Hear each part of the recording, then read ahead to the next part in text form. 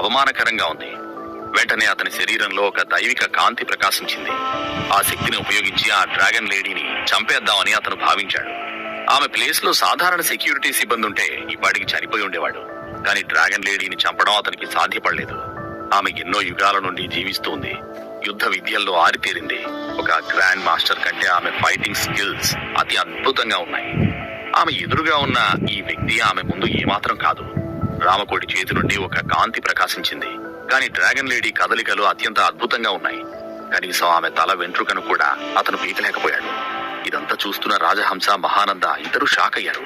ఒక సాధారణ సైనిక స్థాయిలో ఉన్న సెక్యూరిటీ సిబ్బంది ఇటువంటి నైపుణ్యాలను ప్రదర్శించడం వాళ్లకు ఎంతో ఆశ్చర్యాన్ని కలిగించింది. అద్భుతమైన ఖడ్గ విన్యాసం, ఆమెకు అత్యంత అద్భుతమైన ఖడ్గ హృదయం ఉండుంటుంది.